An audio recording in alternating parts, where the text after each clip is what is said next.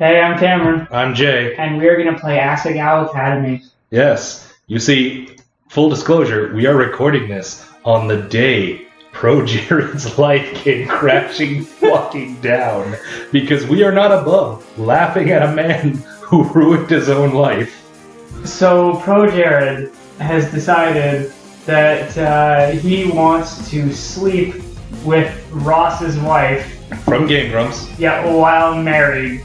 Mm-hmm. Now, ex-wife, because Ross and Hannah had been divorced before this scandal. Right. But the timing of things makes it really iffy about when the affair started and ProJared started boning. Yeah. It is unfortunate but incredibly likely that ProJared's dick has in fact ended 2 marriages. Yeah. Oh my god. Because he's totally getting divorced by his wife for very good reasons. Also, turns out that he was both sending and soliciting naked pictures from underage female fans. Also, yes. So, in a game in which we play as an underage female woman, we are going to attempt to seduce ProJared. For hilarity's sake, we assure you. Normally, you see, Cameron, this upstart man that he is, would go for that delightful redhead. And I, the heterosexual beast that I am, would totally go for JonTron, because he's a sexy slapjack. Also, this game actually has a Jocks route, which at some point on my own time, I want to play through. I still say we should do that on the channel at another point. Okay, so for the purposes of this video, we apologize for interrupting our ongoing Let's Plays for this, but we gotta strike while the iron is hot. This is an emergency Let's Play. We are doing on-site from my job. Yeah, which is why the acoustics are gonna suck. But you better believe we are punching low because we have that opportunity. We are honorable YouTube Let's Players, which means we exist purely to meme at others' expenses. Exactly. Well, let's get this shit started. Oh yeah. Chapter 1. So you're gonna voice the girl? Yes. The train made its way along the gentle curve of the coast of Japan, whisking me farther and farther from home. Across me sat a boy, face half buried in a newspaper. Those still exist? He was deeply... Well, this game was from, like, 2014? He was deeply entranced in whatever article he was reading and hadn't spoken a single word to me. When was this game from? Because JonTron was still part of Normal Boost. Yeah. So this had to be old. Before JonTron said something about immigrants. What is 13% and also half. Never spoken a word to me, even when I asked if I could join him in the last compartment with any available space. He shrugged, nodded, adjusted his newspaper without ever making eye contact. It's been almost an hour, in fact, and he hadn't even once looked at me. That's about right. Devoid of conversation, I instead took counting the buttons on the pretentiously lush carmine seats. What? There are no buttons on that seat. 0, 0, 0, and so forth, over and over. Now and again, I turned to look out the window where the trees were blurring by. Sometimes the smeared green would break and reveal a quiet blue of the Sea of Japan. Eventually, this rapidly made my stomach churn, and I went back to counting the buttons on the seat cushions. I hate it so much when whoever does the art doesn't read the script, or vice versa. Yep. I was gonna say, fucking weebs can't handle traveling 400 kilometers an hour. The train compartment shuddered around us. My eyes wandered to the boy in his jacket. It wasn't the school-issue blue that I and the other students on the train were wearing. Instead, it was green, varsity-like jacket with an embroidered patch poorly sewn on the front. Oh, he's the first one! Oh! So, you're the first... I have no idea what his voice is. I have not listened to his videos in too long. Honestly, he sounds kind of like me, but somehow more nasally. But just do whatever you want. So, you're the first year, then. He folded his newspaper neatly, set it in his lap, and looked at me with a half-interested gaze. Did he just catch me staring? Now the paper was gone, I saw his face. He watched me through heavy-lidded eyes. His hair was immaculately groomed, his teeth straight and blindingly bright. His dick pic spontaneously appeared on my phone. Like that. Something Thanos snapped it right into your inbox. The way the light hit him made him look like he was almost sparkling. He's rising superstar Liam your ass. Me? He glanced around the compartment empty besides us and laughed. Oh, no, I'm not a first year, I'm a third year. The train began to slow, metal wheels groaning against metal tracks. What the fuck? They don't use trains in Japan anymore. Yeah, this is an old European-style train. Yeah. A sudden shift threatened to rob me of whatever was left in my stomach, but I closed my eyes, took a deep breath, and went down on ProJared. Close your eyes and think of England. Despite the fact that I may have been married to Ross from Steam Train at the time, humbling myself to keep it together. What kind of impression did I leave, puking on a student even before I arrived at the academy? Sounds like the audition for any Game Grumps cast, really. The boy frowned. I picked at the hem of my cotton skirt. That's not possible. I haven't seen you before. Took me a moment of mouth fishing to find a response. It's because I'm a transfer student. Question mark? He laughed again. A transfer student, huh? We don't get many of those. I removed my acceptance letter from the front pocket of my uniform. The paper, heavyweight, off-white, crushed eggshell. Had accumulated creases from my... Can't believe you have a nicer acceptance letter than me. As if the words might have changed since the last time I read it. The boy took it, studied it, and handed it back to me. There was a dick pic in it now. Well then, I suppose I'll be seeing you around. Quick, show me your boobs. Yeah. No, don't worry about the fact that you're only 17. Yeah, that's fine. He smiled as he picked up the suitcase lying next to him. By the time I hiccupped a response, he was already gone from the compartment. I stared out the empty hallway of the train. It was then that I realized he, having gotten it from my acceptance letter, knew my name, and I never got his. The train settled. That's just how ProJared likes it. The train settled. No way you can be identified in a court of law. I filled out with the rest of the uniformed students. It was early April, and the frost of winter had come and gone.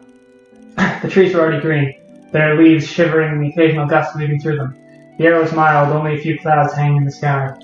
I walked along the road, swarmed blue-jacketed bodies, looking at little groups breaking up the crowd.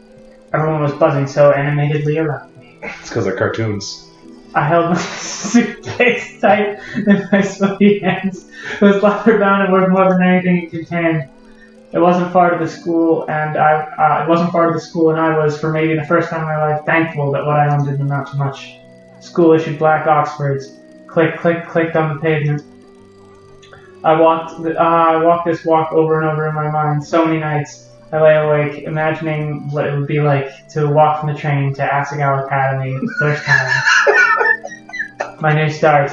I always imagined that everything would change for me on this walk. Oh, I just realized the layered joke here of an underage girl meeting ProJared on her way to Asagao. Yeah. That somehow everything would be magically different. But as I looked around, I realized nothing had changed. I hadn't changed. I was still being solicited. By the time I reached the massive gate of the academy, I'd forgotten all about the disappointment of seeing Jared's cock, slashing in the back of my throat. If I recall, in that leaked chat log, you referred to it as a Shota penis. No, he referred to it as a yaoi penis. Ooh. Yep. Those are small, so they don't hurt on the way. The preschool thing. Please, I believe the medical term is micro penis.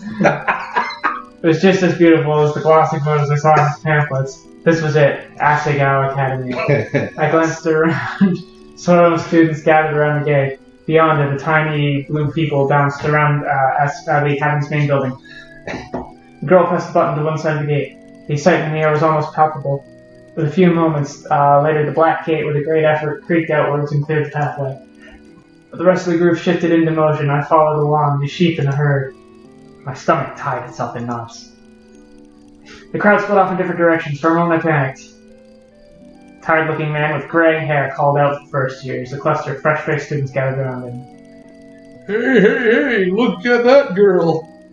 I turned. A few feet away, a small group of boys were pointing at me and snickering. Pink hair? Are you kidding me? How desperate can you get? Hot shame crawled down my neck. Just like Jared's cum. I attached myself to a group of girls, following a few steps behind them. In the distance, cicadas. Cicadas. Noise bugs hummed in time. It is cicadas.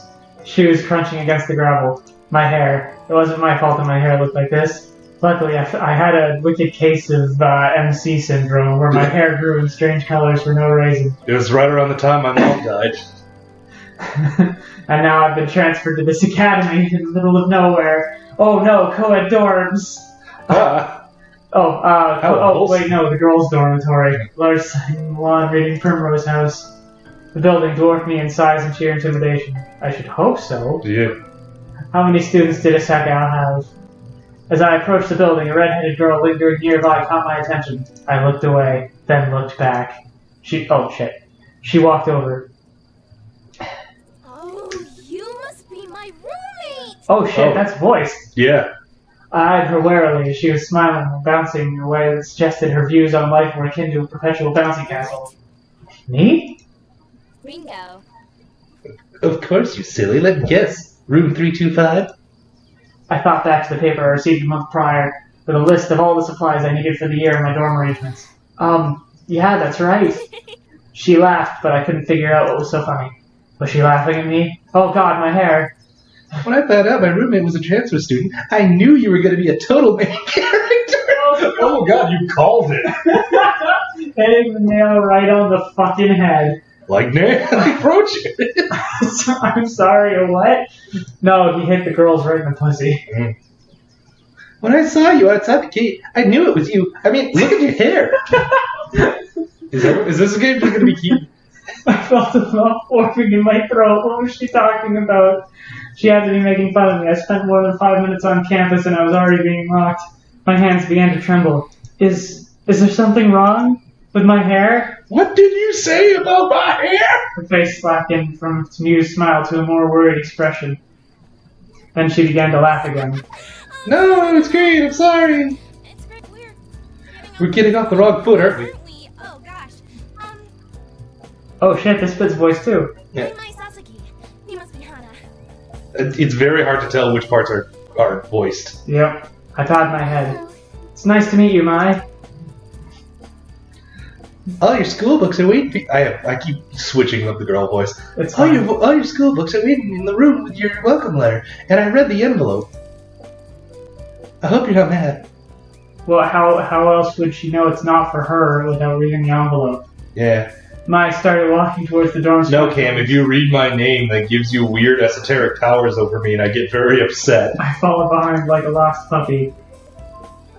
Did you check at the front desk already? No, I didn't. I didn't know what I was supposed to do. Good. They'll offer to have a staff member give you the tour of the campus, but I can show you around. We don't get many transfer students in year 3, you know.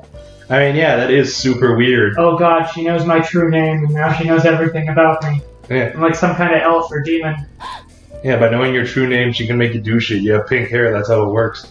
Oh, is that your only bag? Just the one? I'm glad I brought an extra bag of stuff to decorate our room with. I started already. I hope you don't mind. Haha, you're poor. Yeah. But I did wait to string the lights. I thought we could do it together, you know? Yeah, there's Christmas lights all over the fucking room. Oh my god, what a college campus dropout bullshit is that? She spoke quietly, the words bubbling from her mouth, and left me no time to answer until the end of her monologue. Incidentally, we are going to totally cut this shit in post because my phone is half dead and I don't care to fix it. Yeah, okay, that sounds good. Said Cameron to me. she I forgot to mute my phone. She held the front door open for me and I hurried inside. I've never done that before, Jay, you fucking disgrace. Mute your fucking phone. Yeah, you've never muted your phone, kid. Girls filed up and down the hallway, howling greetings and exchanging vague niceties that more often were not as, "How's your break? Look how tan you got." But if I mute my phone, how am I supposed to see all the messages that I get from underage girls who want to see my dick? Well, you see, you're going to have to wait because currently you have your friend's wife's dick.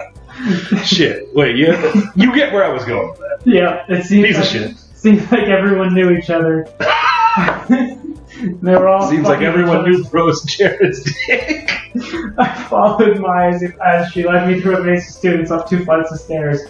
Each dorm floor looked the same as the last. Narrow white doors lining both sides of the pale pink walls. Their gold numbers were tacked to the front of each of the numbers was rising as we climbed. Actually, you know what? I butchered that super bad. Considering the nature of this, I think we are super going to want to time it, so we're not going to start this live until the next episode. Okay. All right. See you next time, folks. Bye.